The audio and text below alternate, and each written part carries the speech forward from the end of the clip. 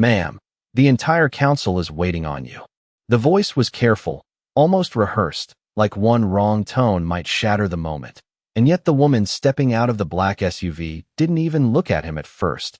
Avery Johnson paused with one polished heel on the pavement, the city air brushing against her face as if it, too, had learned to move differently around her, and for a second, just a second, everything slowed. The flashing cameras, the murmuring officials, the quiet tension lining the sidewalks of downtown all faded behind a memory that didn't belong in this version of her life. Not anymore. But it was still there, sharp and uninvited, 10 years old and refusing to disappear.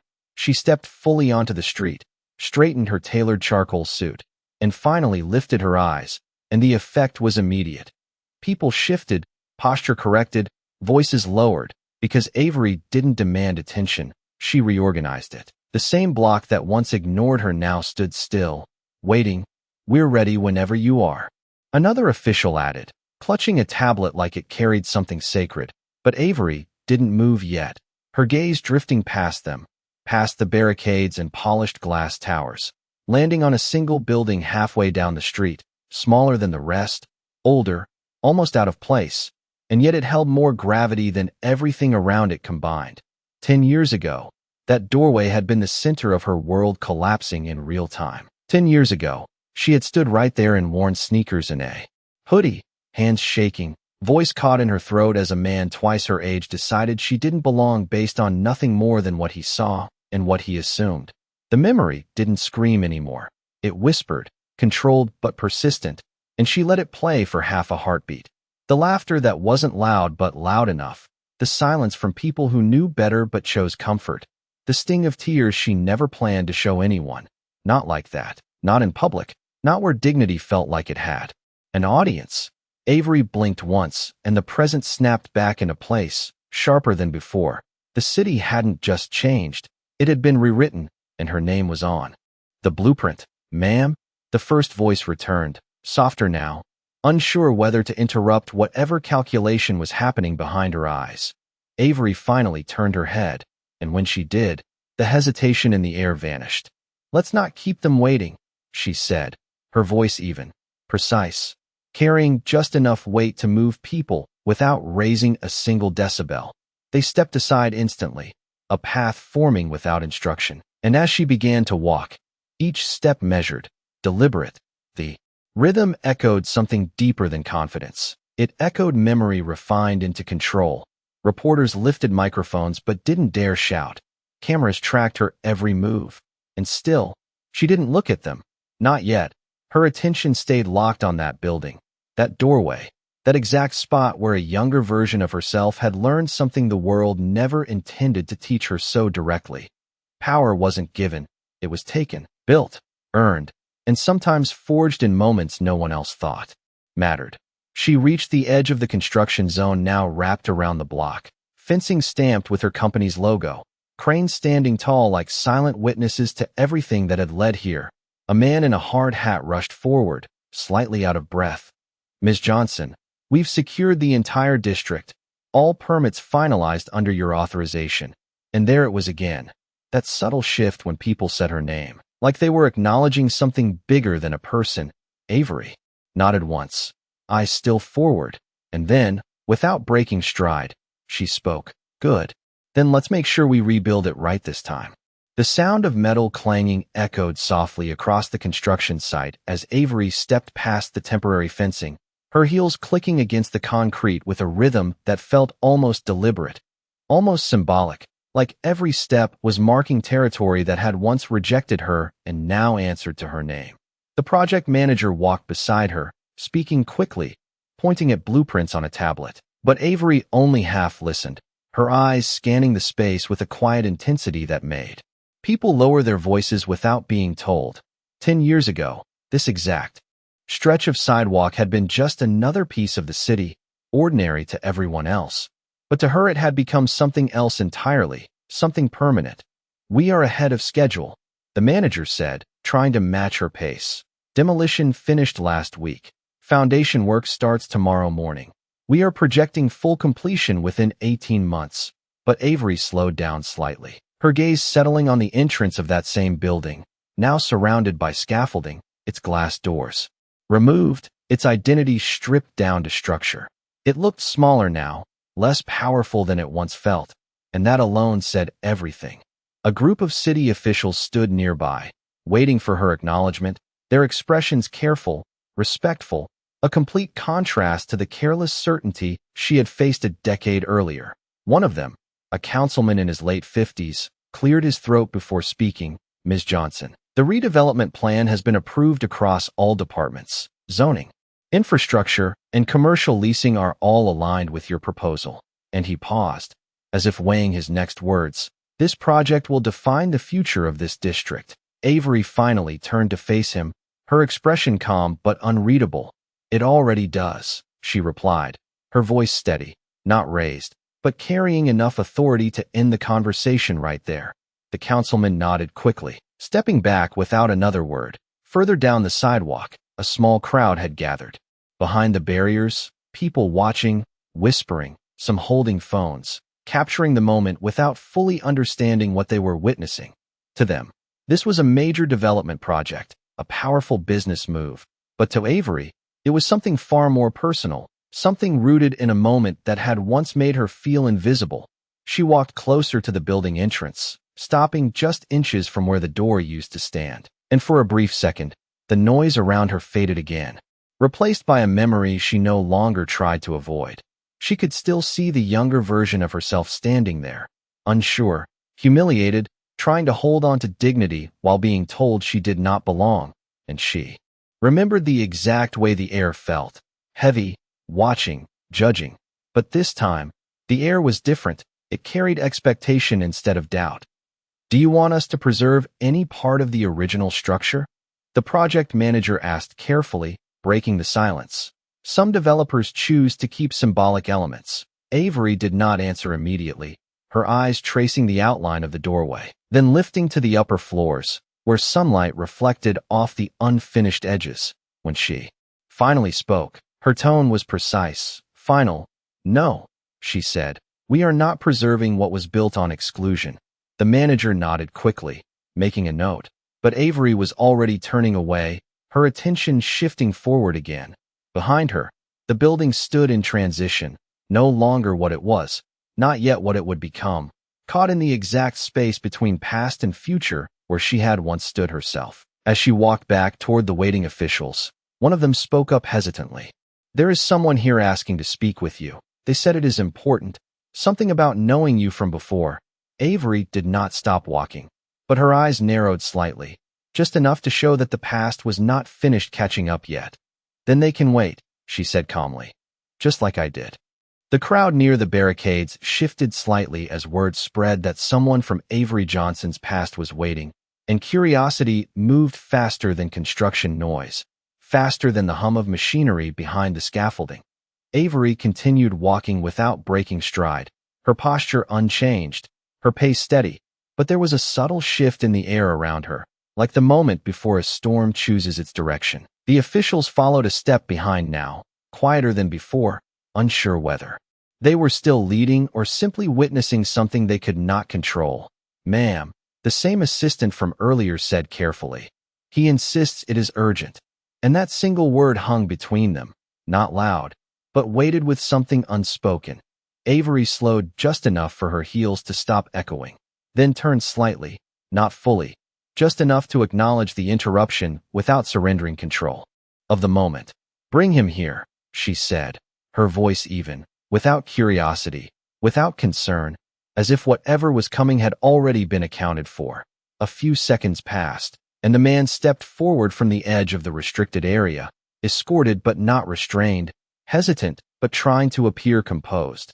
He was older now, the sharp confidence that once defined him softened into something less certain, his posture slightly hunched, his eyes scanning Avery's face as if trying to reconcile two versions of the same person that did not belong in the same reality. Avery watched him approach without moving, her expression unreadable, but her stillness carried more authority than any reaction could have. When he finally stopped a few feet away, the distance between them felt larger than the entire block, stretched across 10 years of silence, memory, and consequence. I did not think you would remember me, he said, his voice careful, measured, but lacking the certainty it once held. Avery tilted her head slightly, not in confusion, but in recognition of the question behind the statement. I remember the moment, she replied, her tone calm, precise, and you were part of it. The man exhaled slowly, as if the answer confirmed something he had been carrying for years. Around them, the site had grown quiet, not completely silent, but subdued enough that every word seemed to land harder, echoing in the spaces between unfinished walls and exposed steel. I was told you are leading this entire redevelopment, he continued, glancing briefly at the structure behind her, then back again. I did not realize it was you. Avery did not respond immediately, letting the weight of his realization settle without interruption. She had heard that tone before, not from him, but from others, the quiet shift from dismissal to recognition once power became visible. You did not realize a lot of things back then, she said finally, her voice steady, not sharp, not emotional, just factual. The man nodded once, accepting it without defense, his hands clasped loosely in front of him as if unsure where to place them. I have thought about that day more times than I can count, he admitted, his gaze lowering for a brief second before returning to meet hers. And I wanted to say that I was wrong. The words were simple, direct, but they carried something heavier than apology, something closer to accountability. Avery studied him for a moment, not searching for sincerity, but measuring the distance between who he had been and who he believed himself to be now. The crowd behind the barricades leaned in, phones raised, capturing a moment they did not fully understand but could feel was significant. Avery's voice, when she spoke again, did not rise, did not soften. It stayed exactly where it had been from the start, controlled, deliberate, undeniable. You were not wrong because of me, she said, her eyes steady on his. You were wrong because of what you believed about people you did not know. The man swallowed, his shoulders tightening slightly as the truth landed without room to deflect. For a brief second, neither of them spoke, and in that silence, the entire block seemed to hold its breath, suspended between what had been and what was about to be decided. Avery finally shifted her stance, turning slightly toward the building again, her focus returning to the future without fully dismissing the past. This project is not about correcting one moment, she continued, her voice carrying just enough to reach the surrounding listeners. It is about making sure that moment does not repeat itself here again. The man nodded slowly, understanding that whatever he had come to say, whatever closure he had hoped for, was no longer his to define. As Avery stepped forward once more, the path opened again without instruction, and behind her, the man remained where he stood, no longer part of the space he once controlled, now just another witness to something far bigger than a single apology. And as the construction cranes loomed overhead and the city moved quietly around her, one thing became clear to everyone watching. This was not a return, it was a redefinition, and the story of how it all began was far from over. The wind shifted slightly across the construction site, carrying dust and the low hum of machinery as Avery Johnson continued forward, her focus no longer behind her, no longer tied to the man who had once believed he could define her place in a city that now moved under her direction.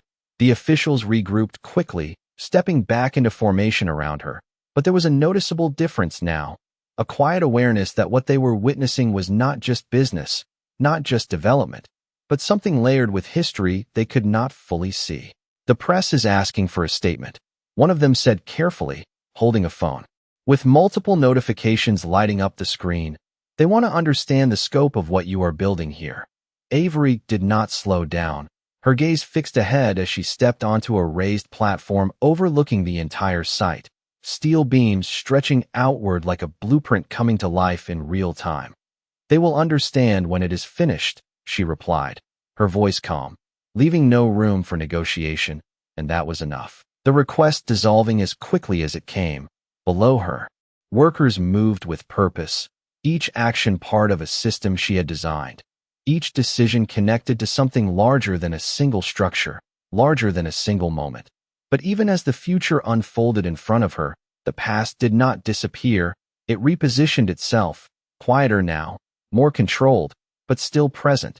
10 years ago, she had stood in a place like this without direction, without influence, forced to absorb a version of reality that had nothing to do with her capability and everything to do with perception. She had learned quickly that perception could be challenged, but systems had to be rebuilt. Ms. Johnson, the project manager said, stepping closer with a revised set of plans. We have also included your request for community spaces, education centers, and small business zones within the redevelopment. He paused, then added, it is not a typical model for a project of this scale. Avery turned her head slightly, her expression composed but firm. That is the point, she said, her tone measured. We are not repeating typical outcomes. The manager nodded, understanding that this was not a suggestion, it was a directive rooted in something deeper than strategy. Across the site, a group of local residents stood near the barrier, watching quietly, their expressions mixed with curiosity and cautious hope, and for a brief moment, Avery's gaze shifted toward them, not lingering, but acknowledging. She knew that projects like this often came with promises that never reached the people standing closest to them, and she had no intention of becoming another version of that cycle. We will need final approval on tenant selection within the next 30 days, another official added, flipping through documents. There is significant interest from high-end retailers. Avery's eyes returned forward, her posture steady. Interest is not the same as alignment, she said, her voice cutting through the conversation without force. We are selecting partners who reflect the future of this city, not just its profit margins. The officials exchanged brief glances, adjusting their expectations in real time. Behind them, the skyline stood tall, a symbol of what had been. Built before her arrival, before her influence. But what stood in front of her now was something different, something intentional. She stepped down from the platform, her movement smooth, controlled, as if every step had already been decided long before this moment. Schedule a full review with my executive team, she continued. I want every detail aligned before the next phase begins. Yes, ma'am, came the immediate response, followed by the quiet shuffle of coordination as Avery moved back toward the center of the site. The energy around her shifted again, less about reaction now, more about direction, because the people around her were no longer trying to understand her, they were following her. And yet, just as the rhythm of the day began to settle into structure, a voice from behind the barricade broke through, not loud, but clear enough to reach her. Avery, it said, using her name without title. Without hesitation, she stopped, not abruptly, but deliberately, and turned her head slightly, her expression unchanged, but her attention sharpened. Beyond the barrier, among the crowd of onlookers, stood a woman holding a folder tightly against her chest, her posture firm despite the distance between them.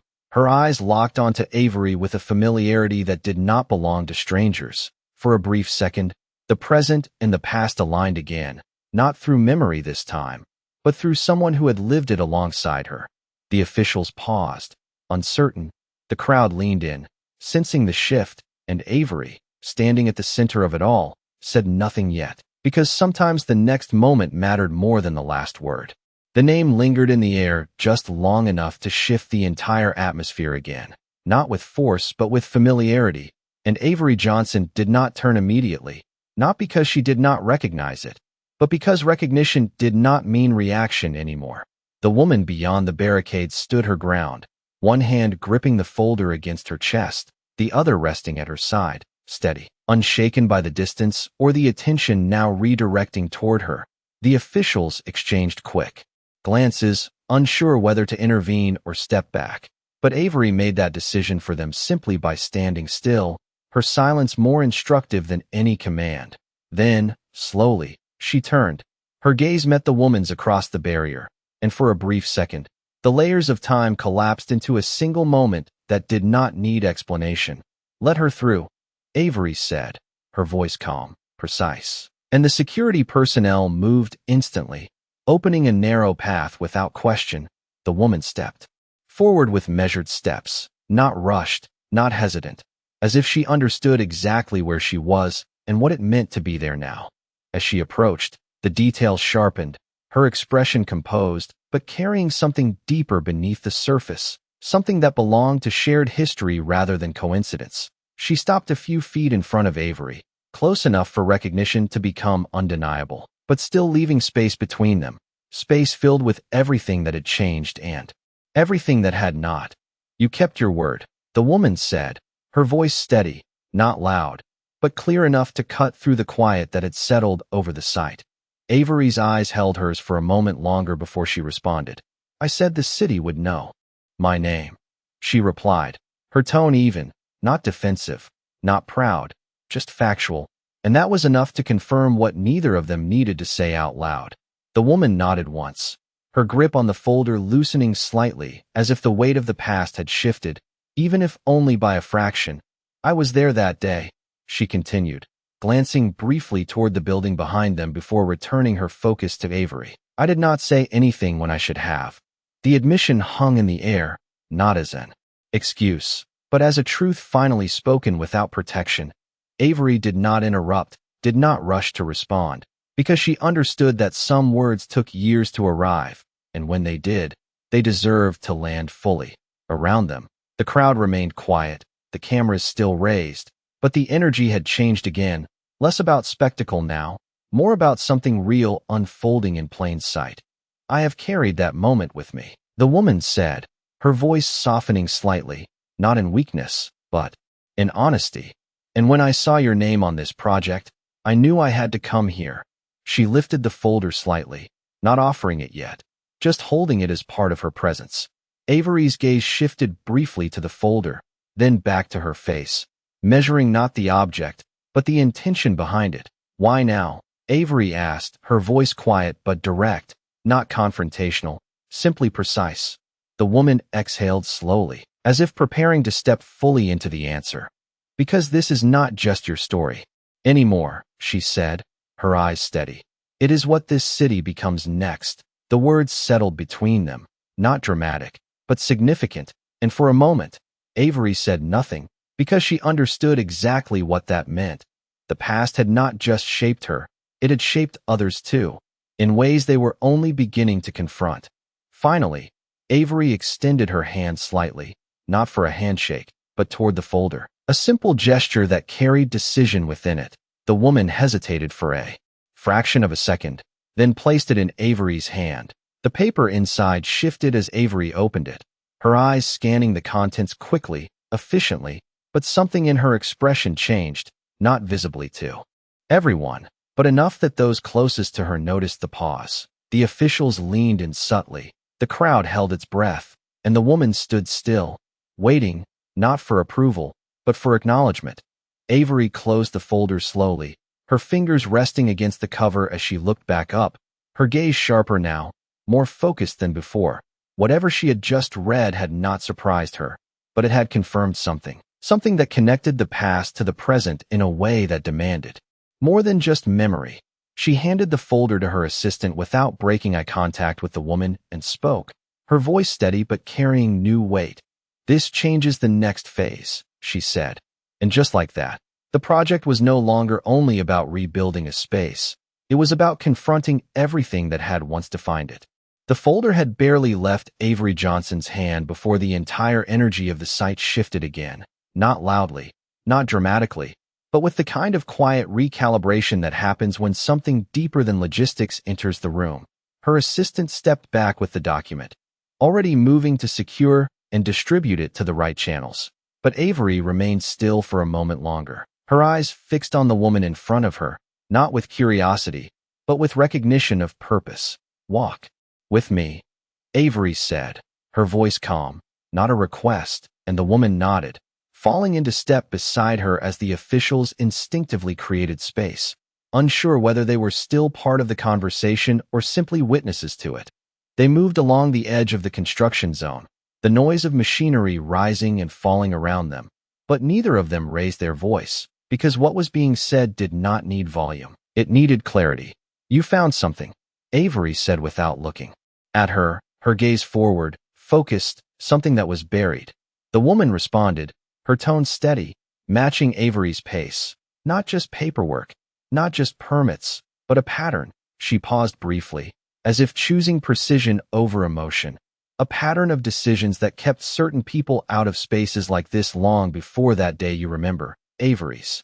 Expression did not change, but her attention sharpened, every word aligning with something she had already understood, but never seen documented this clearly. "And you are bringing it to me now," Avery said, not as a question, but as a continuation, and the woman nodded once. "Because you are the first person in a position to do something about it without asking permission." The statement landed without resistance. Because it was not flattery, it was fact. They stopped near the center of the site where the foundation lines had been marked, white paint cutting across the ground in precise measurements, outlining what would soon rise from it. Avery looked down briefly, then back up at the structure around them, her voice steady when she spoke again. "You understand what happens next." The woman met her gaze without hesitation. "It will not be simple," she said. "It will challenge people who believe they are not part of the problem." Avery nodded slightly, not in agreement, but in acknowledgement of the complexity. "Then it will be accurate," she replied. Behind them, the officials had begun to regroup, quietly discussing adjustments, their earlier confidence replaced by careful recalculation as they realized the scope of the project was expanding beyond development into something far more consequential. One of them stepped forward cautiously. "Ms. Johnson, if there are structural changes to the plan, we will need to notify the council immediately." Avery turned her head, just enough to respond without breaking the flow of the moment. "You will notify them after I finalize the revisions," she said, her tone leaving no room for delay or debate, and the official stepped back instantly, already adjusting his expectations. The woman beside Avery exhaled slowly, not from relief, but from the recognition that the conversation had crossed a point of no return. "Most people would have ignored what is in that folder," she said quietly. "They would have protected the timeline, the budget, the image." Avery's gaze remained forward, steady. "Most people are not rebuilding the reason this city functions the way it does," she replied, and that was the difference, not in ambition, but in intention. Across the site, workers continued their tasks, unaware that the blueprint beneath their feet had just shifted in ways that would redefine more than architecture. Avery took a step forward, then another, her movement signaling continuation, not pause. "We are not just building structures," she said, her voice carrying just enough to reach those closest to her. "We are correcting access." The words settled into the space around them, not as a slogan, but as a directive that would shape every decision moving forward. The woman nodded, understanding that her role in this moment had not ended with delivering the folder. It had begun, and as Avery moved toward the next phase of the site, the officials, the workers, and even the crowd beyond the barriers began to understand something they had not expected when the day started. This was not just a return to a place that once rejected her. This was the beginning of dismantling why it ever could. The sun had shifted higher above the skyline, casting sharper light across the steel framework as Avery Johnson stood at the center of the site. Her presence no longer just observed but followed, and everything around her began to move with a new kind of intention. The officials were no longer speaking in assumptions, the managers no longer presenting standard plans, because the direction had changed and they could feel it even if they could not yet define it. Avery's assistant approached, quietly, holding a tablet now loaded with the contents from the folder, cross-referenced, organized, ready, but Avery did not take it immediately, her attention still fixed on the ground in front of her, where the foundation lines intersected like decisions waiting to be finalized. "We have confirmed the documentation," the assistant said carefully. "It aligns with historical zoning patterns and internal approvals from over a decade ago." Avery nodded once, not surprised, only confirming what she had already understood. "Then we are not revising a project," she said, her voice calm but carrying further than before. "We are correcting a system that was built to exclude." The words landed differently now, not as theory, but as action already in motion. The woman who had brought the folder stood nearby, listening, her posture steady, her role no longer uncertain, because she had crossed into the part of the story where silence was no longer an option. "This will face resistance," one of the officials added cautiously, stepping forward with measured tone. "There are stakeholders who benefited from the previous structure." Avery turned slightly, her gaze settling on him with quiet precision. "Then they benefited from something that should not have existed," she replied, not with anger, but with clarity. and that ended the hesitation before it could grow. Across the site, the workers continued marking measurements, unaware that the lines they were drawing would now represent more than architecture. They would represent access that had been denied for years. Avery finally reached for the tablet, her fingers moving across the screen with practiced efficiency, pulling up maps, timelines, ownership records, each detail confirming the pattern the woman had described. "We are expanding the scope," Avery said, her tone decisive. "Not just this block, not just this district. Every connected zone that followed the same pattern will be reviewed." The assistant nodded immediately, already sending instructions, already activating teams that operated at a level most people would never see. The officials exchanged glances again, but this time there was no uncertainty, only adjustment, because the scale had just grown beyond what they initially imagined. Avery stepped forward again, her movement signaling continuation, not pause, and the people around her followed without needing direction. "Set up a full audit review within 48 hours, she continued.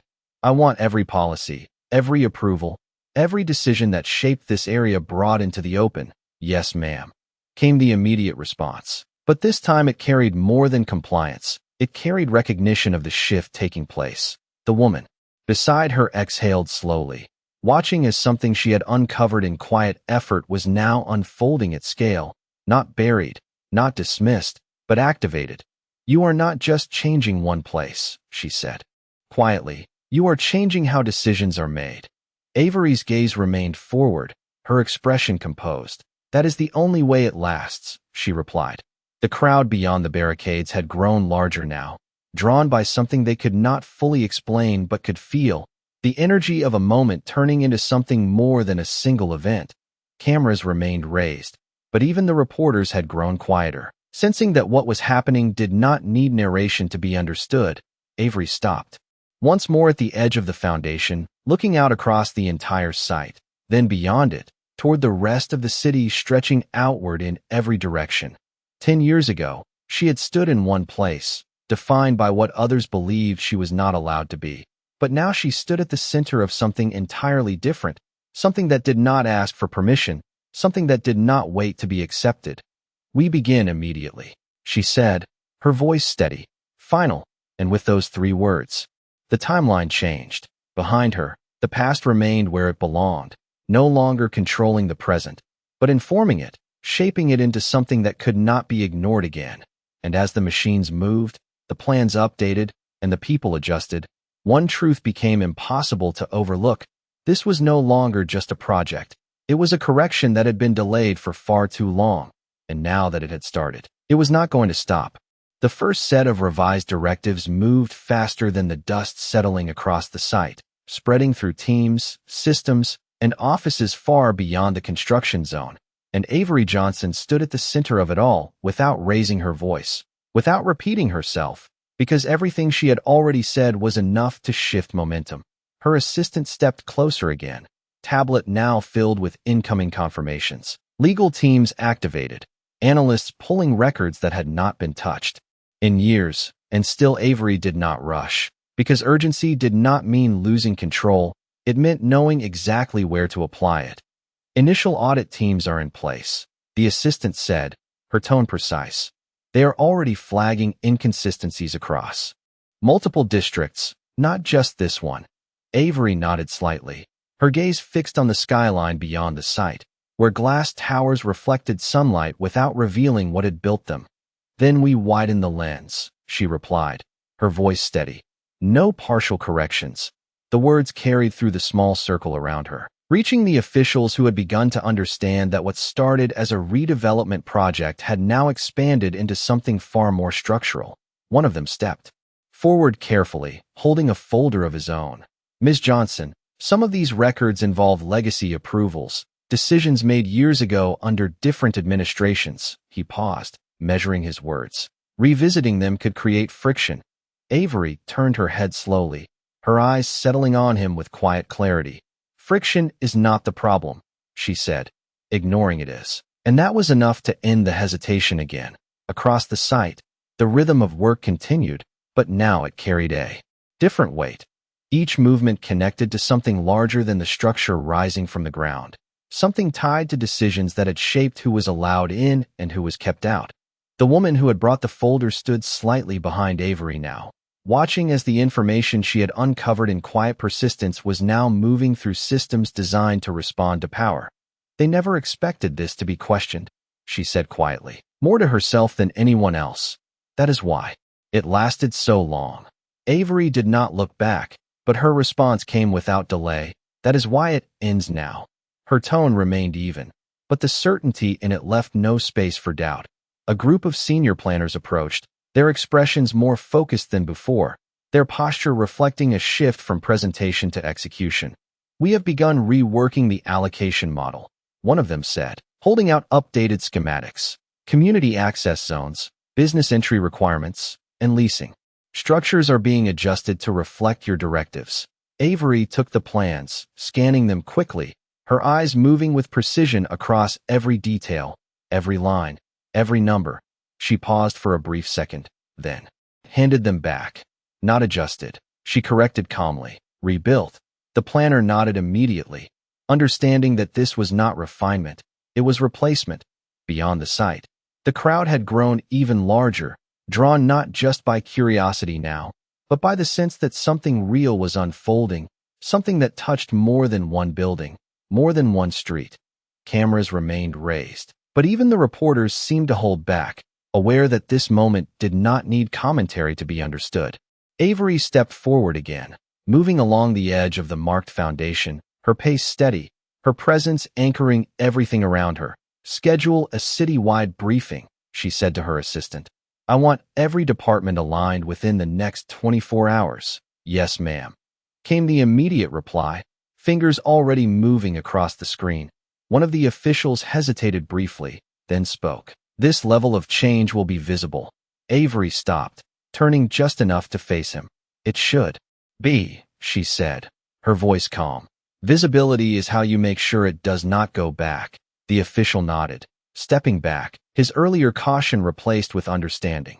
The woman beside Avery watched her closely, seeing not just authority, but control built over years, shaped by moments that had once seemed small to others but had never been small to her. You never forgot that day, she said quietly, not as a question, but as a realization. Avery's gaze remained forward, her expression unchanged. I did not need to, she replied. The system made sure it would repeat itself. She paused briefly, then added, until now. And in that moment, everything aligned, the past, the present, the structure beneath their feet, and the one rising above it. All part of a single shift that had taken 10 years to reach this point. The machines moved, the plans updated, the people adjusted, but at the center of it all, Avery stood exactly where she needed to be, not reacting, not catching up, but leading something that was finally moving in the direction it should have all along. The city did not wait for announcements, it responded to movement, and by late afternoon the ripple from Avery Johnson's decisions had already reached offices far beyond the construction site. Boardrooms where conversations shifted mid-sentence, inboxes filling with urgent requests, and departments suddenly aware that something long untouched was now under review. Back at the site, Avery stood at the edge of the elevated platform once more, her posture unchanged, her presence steady as the sun began to lower behind the skyline, casting longer shadows across the steel framework. Her assistant approached. Again, this time with a different tone, not urgent, but deliberate. The council has requested an immediate closed session, she said, holding the tablet at her side. They want clarification on the scope of your expansion. Avery did not look at her right away, her eyes still on the city stretching out in front of her. They do not need clarification, she replied calmly. They need alignment. The distinction was subtle but decisive, and it set the direction before the meeting had even begun. They are concerned about the pace, the assistant added carefully. Some are calling it accelerated beyond protocol. Avery turned her head slightly, her expression composed. Protocol is what created the delay, she said, her voice even. We are correcting that. And with that, the concern lost its weight. Below them, the site had taken on a different rhythm, crews moving with more coordination, supervisors adjusting plans in real time, because the instructions coming down were no longer theoretical, they were active. The woman who had brought the folder stood nearby, watching the transformation unfold with a quiet intensity, seeing not just action, but impact beginning to take shape. "They will try to slow this down," she said, her voice low but certain. "Not openly, but through process." Avery nodded once, acknowledging the pattern without hesitation. "Then we move faster than the process can contain," she replied, not as defiance, but as strategy refined through years of experience. A group of legal advisors approached, their expressions focused, their tone direct. "We have identified several contracts that will need to be reevaluated immediately," one of them said. "Some of them are tied to long-term agreements." Avery took the documents, scanning them quickly, her eyes moving with precision. "Long-term does not mean permanent," she said, handing them back. "Review every clause, every condition, and if it does not align with the new framework, we restructure it." The advisors nodded, already moving to execute, because hesitation was no longer part of the environment she had created. Across the street, the crowd had grown thicker, not just observers now, but residents, business owners, people who recognized that something larger than construction was happening, something that might finally include them in ways they had not expected. A reporter stepped closer to the barrier, raising his voice just enough to carry. "Ms. Johnson, are you saying the entire city structure is under review?" The question hung in the air, amplified by the silence that followed. Avery turned slightly, her gaze meeting his across the distance, and for a brief moment, the entire scene seemed to pause. "I am saying the parts that were built without fairness are no longer protected by time," she answered, her voice steady, clear, reaching beyond the barrier without force. The statement moved through the crowd instantly, not loud, but powerful, because it did not rely on emotion, it relied on truth. The reporter lowered his microphone slightly, not because he had nothing else to ask, but because the answer had already shifted the narrative. Avery turned back toward the site, her focus returning to execution, not reaction. "Prepare the briefing," she said to her assistant. "I want every department represented, no exceptions." "Yes, ma'am," came the response, immediate and precise. The woman beside her watched closely, understanding now that what had started as a single moment of recognition had expanded into something that would touch every level of the city. "This is bigger than what I brought you," she said quietly, almost to herself. Avery's reply came, without pause. "It was always bigger," she said, her tone calm. "You just made it visible." And that was the shift, not in scale, but in awareness. The sun dipped lower, the shadows stretching further across the site. But the movement did not slow, it intensified, because now every action carried purpose that extended beyond the structure rising from the ground. And as Avery stepped forward once more, leading without needing to look back, the city around her began to adjust in ways it had not before, not because it was told to, but because it no longer had a choice. What had been hidden was now in motion, and once something like that starts, it does not return to where it was. The closed session was already in motion before Avery Johnson stepped into the building, a secured glass structure just 2 blocks from the site, where decisions were usually delayed behind polished tables and careful language. But today the atmosphere felt different, tighter, more aware, as if the room itself understood that something had already shifted outside its control. The doors opened without announcement, and conversations inside paused mid-sentence as Avery entered, not because she demanded silence, but because her presence reorganized it. Council members sat in a semicircle, some composed, others visibly unsettled, their documents spread out in front of them like shields they were not sure would hold. Avery did not rush to the table. She walked at the same measured pace she had carried all day, her expression steady, her posture aligned with a clarity that did not need introduction. "Ms. Johnson," the council chair began, his tone formal but edged with urgency. "We have received your updated directives, and there are concerns regarding the scope and speed of implementation." Avery took her seat without interrupting, placing her tablet in front of her, not opening it yet, because she already knew what they were going to say. "Concerns usually follow exposure," she replied calmly, her voice even, cutting through the room without force. And the statement landed before any argument could fully form. One of the council members leaned forward, his fingers pressed. against a stack of reports. "This is not just exposure," he said. "You are proposing to restructure agreements that have been in place for years, some of them legally protected." Avery turned her head slightly toward him, her gaze direct. "Protected does not mean justified," she said, her tone unchanged, and the distinction settled heavily across the table. Another voice joined, sharper this time. "You are moving faster than the system is designed to handle." Avery nodded once, acknowledging the statement without accepting its limitation. "Then the system needs to adjust," she replied. And there it was again, not resistance, not compromise, but recalibration. The room shifted, not physically, but in tone, because they were no longer discussing whether change would happen. They were trying to understand how far it would go.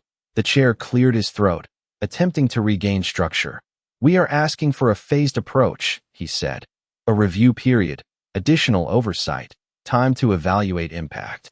Avery finally opened her tablet, her fingers moving across the screen, pulling up the same data they had been reviewing, the same patterns, the same timelines, but now placed in a context they could not ignore. She turned the screen slightly toward them, not offering it, just making it visible. "You have had time," she said, her voice steady. "Years of it." The silence that followed was not empty. It was filled with recognition they could not deflect. One of the members shifted in his seat, his voice quieter now. "We did not see it this way before." Avery's eyes remained on the data, not on him. "That is exactly why it lasted," she replied. Across the table, the legal advisor flipped through documents quickly, his expression tightening as he connected the implications in real time. "If we proceed at this pace, there will be challenges," he said, not as a warning, but as a forecast. Avery looked up then, her gaze moving across each face in the room, not searching for agreement, but establishing alignment. "There should be," she said, "because what we are changing was never meant to be questioned." The weight of that statement settled deeper than anything else, because it was not about policy. It was about intention. The chair leaned back slightly, exhaling as if adjusting to a reality that had already moved forward without him. "And if we do not move with you," he asked carefully, "what happens?" Then, Avery did not hesitate, her response immediate, precise. "Then you will be explaining why you chose delay over correction," she said, her voice calm. But the clarity in it left no room for ambiguity. The room fell quiet again, but this time it was different, not uncertain, not resistant, but recalibrating, because the decision was no longer whether to act, it was whether to keep up. Avery closed her tablet slowly, her hands resting on the table for a brief moment before she stood, her movement signaling the end of discussion without needing to declare it. "We begin full implementation tonight," she said, her tone final. "Alignment is no longer optional." And with that, she turned toward the door, not waiting for approval, not needing it, because the shift had already happened. Behind her, the council remained seated, not dismissed, but redefined, as the structure they had once managed began to move in a direction they had not anticipated, guided by someone who no longer needed to ask where she belonged. By the time Avery Johnson stepped back out into the evening air, the city no longer felt the same, not because the buildings had changed, but because the direction behind them had. The lights along the streets had begun to flicker on one by one, casting a steady glow across the construction site where movement had not slowed, only sharpened, and every team already understood that the timeline had shifted from weeks to hours. Her assistant walked beside her, tablet in hand, voice precise but carrying a note of momentum that had not been there before. "All departments have acknowledged the directive. Legal teams are initiating contract reviews, and audit teams have expanded across 3 additional districts." Avery nodded once, her gaze forward, taking in the structure rising from the ground as if it were already complete, as if the outcome had been decided long before this day began. "Good," she said calmly. "Then we stay ahead of the response," because she knew it was coming, not as opposition, but as resistance built into systems that had never been designed to change quickly. Behind her, the council building stood quiet, but inside it, conversations were still unfolding, recalibrating, shifting from control to compliance in real time. Across the street, the crowd remained, larger now, quieter, watching with a kind of attention that went beyond curiosity, because what they were witnessing was not just authority, it was direction being established in a way that could not be reversed. The woman who had brought the folders stood near the edge of the platform again, her posture steady, her eyes following Avery as she moved, understanding now that the moment she had carried for years had expanded into something she could not have imagined alone. "They are already talking about this everywhere," she said as Avery approached, her voice low but certain. "Not just here, but across the city." Avery stopped beside her, looking out over the site where steel beams caught the evening light. "They should be," she replied, her tone even. Visibility is how change becomes permanent. And there was no hesitation in her voice, no pause for doubt, only continuation. A senior operations lead stepped forward, holding a revised execution plan. "We have updated the rollout schedule. Phase 1 adjustments begin tonight. Full implementation within 72 hours. Avery took the document, scanning it briefly before handing it back. "Accelerate Phase 1, she said. "I want the first visible changes within 24 hours. The lead nodded immediately, turning to relay the update, because speed was no longer a question, it was a requirement. The hum of machinery grew louder as crews adjusted positions, lights illuminating the site as work extended beyond daylight, and the energy shifted again, from preparation to execution. Avery stepped down from the platform, her movement steady, grounded, each step aligned with a clarity that did not need explanation. "We are ready for the briefing," her assistant said, glancing at the schedule. "All department heads are connected and waiting." Avery paused for a brief moment, her eyes lifting toward the skyline, where the city stretched outward in every direction, each district carrying its own history, its own patterns, its own decisions that had shaped who belonged and who did not. 10 years ago, she had stood in one place, defined by someone else's limits, forced to absorb a version of reality that did not reflect her worth. But now, standing here, she was not just responding to that moment.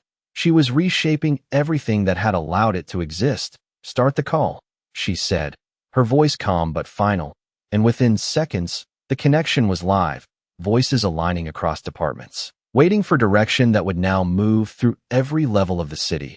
Avery took the tablet, her posture unchanged, her expression composed, and as she began to speak, there was no introduction, no explanation, only instruction, clear, precise, and impossible to ignore. "Effective immediately," she said, her voice carrying through the connection and across the site at the same time. "All policies, agreements, and approvals identified in the audit will be reviewed, restructured, or removed if they do not meet the standard of equal access." The words landed with weight, not because they were loud, but because they were final.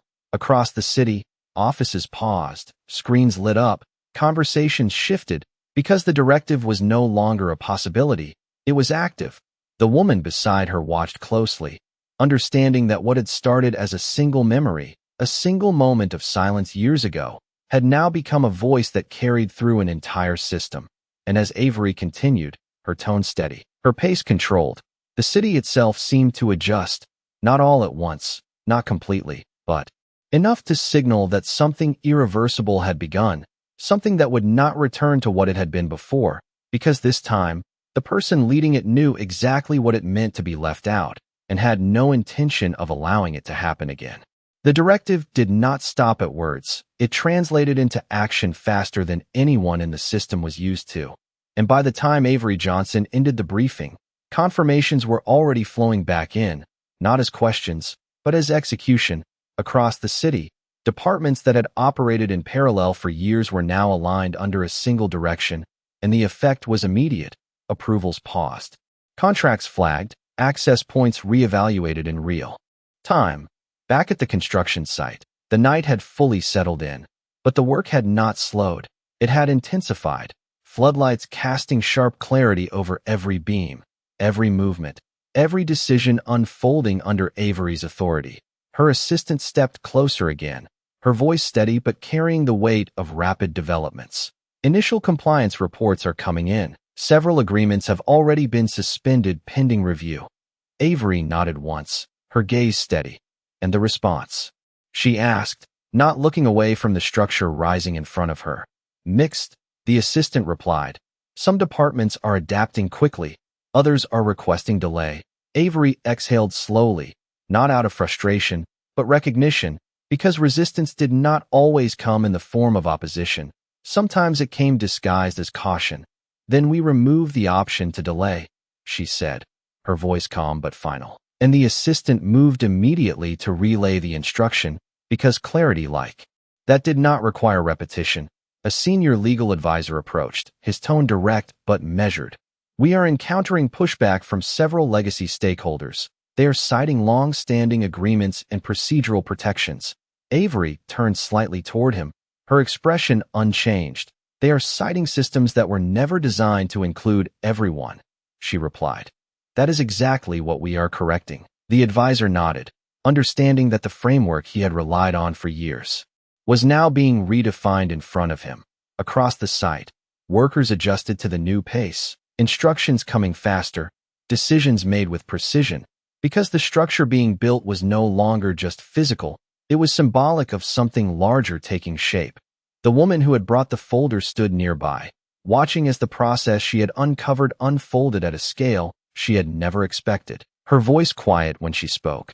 They are not used to being questioned like this. Avery's response came without hesitation. That is why it matters now, she said, her tone steady, because timing was not just about urgency. It was about readiness. Beyond the barriers, the crowd remained, but it had changed, no longer just observers, but participants in a moment they could feel was shifting something deeper, conversations moving through them, not just about what they were seeing, but what it meant. A group of small business owners stood near the front, their expressions focused, hopeful, as if they understood that the changes being set in motion might finally reach them in ways they had not experienced before. Avery stepped forward again, her movement grounded, controlled, as she moved along the edge of the site, her presence anchoring everything around her. Update the public access plan, she said to her assistant. I want clear pathways for local ownership, not just entry, but sustainability. Yes, ma'am, came the immediate reply, fingers already moving across the screen. One of the operations leads stepped in, holding updated projections. We have recalculated the impact. If these changes hold, the structure of this district will be fundamentally different within the next year. Avery took the document briefly, scanning it before handing it back. It will not just be different, she said, her voice even. It will be fair. The distinction landed with weight, because fairness had not been part of the original design. The lead nodded, stepping back, understanding that the objective had shifted beyond numbers and timelines. The night air carried a steady hum now, not chaotic, but focused, as if the entire site had aligned under a single rhythm. Avery paused. Once more, her gaze lifting toward the skyline, where lights filled the buildings that had once felt distant, unreachable, defined by rules she had not written. 10 years ago, she had stood outside a door that closed without reason, forced to accept a version of reality that was never meant to include her. But now she stood at the center of a system she was actively reshaping, not through reaction, but through control. We continue through the night, she said, her voice steady, final, and the instruction moved through the teams instantly, because there was no question left about direction. Behind her, the past no longer held its position. It had been pulled into the present, examined, and redirected into something that could not repeat itself. And as the work carried on under the lights, one thing became clear to everyone involved. This was not just the completion of a project, it was the dismantling of a pattern, and once that process begins at this level, it does not stop until the structure it replaced no longer exists. By the time the first light of morning stretched across the city skyline, the work had not stopped, it had evolved, and Avery Johnson stood exactly where she had been hours before, at the center of the site, her posture unchanged, her presence steady as if time itself had adjusted to match her pace. The floodlights dimmed as daylight took over, revealing a structure already transformed, not complete, but undeniably different. Its foundation now carrying decisions that had shifted overnight in ways no one could ignore. Her assistant approached once more, her voice calm but carrying the weight of confirmation. Full compliance has been reached across all departments. No delays, No pending approvals. Avery nodded once, her gaze scanning the site, not for progress, but for alignment, because completion was never just about finishing. It was about making sure nothing returned to what it had been. Across the city, systems that had once moved slowly were now synchronized, policies rewritten, access redefined, and for the first time in years, decisions were no longer being filtered through outdated assumptions. The woman who had brought the folder stood beside Avery again, her expression different now, not uncertain, not reflective, but resolved, as if the moment she had carried for so long had finally reached its purpose. "It is happening," she said quietly, her voice steady, not surprised, but acknowledging what she could now see. Avery did not look at her immediately, her attention still forward, taking in the structure, the people, the movement, everything aligning in real time. "It already did," she replied, her tone calm, because the shift had not started today. It had started the moment someone decided to act instead of remain silent. A group of city officials approached again, but their posture had changed, no longer cautious, no longer hesitant, but aligned, understanding that their role was no longer to question direction, but to support it. "The updated framework has been implemented citywide," one of them reported, his voice clear, direct. "Every department has confirmed integration." Avery turned slightly, acknowledging the statement with a small nod, not as approval, but as confirmation of what had already been set in motion. Behind them, the crowd had not disappeared, it had grown, but now it was quieter, more focused, as if everyone present understood that they were witnessing something that did not need explanation, something that spoke for itself through action. A small group stepped closer to the barrier, not pushing, not calling out, just watching, their expressions carrying a mix of recognition and something else, something closer to belonging. Avery stepped forward one final time, moving to the exact edge of the foundation, where the lines that had once marked limitation now marked possibility. She paused there, just for a moment, not out of hesitation, but out of awareness, because she knew exactly what that space had once represented. 10 years ago, she had stood outside a boundary she did not create, forced to absorb a message that was never meant to define her, and now, standing here, she was no longer responding to that moment. She had rewritten it entirely. She turned slightly, her gaze moving across the people gathered, the officials, the workers, the residents, each of them now part of something larger than they had expected. "This city was never meant to exclude," she said, her voice steady, carrying across the site without effort. "It was shaped that way."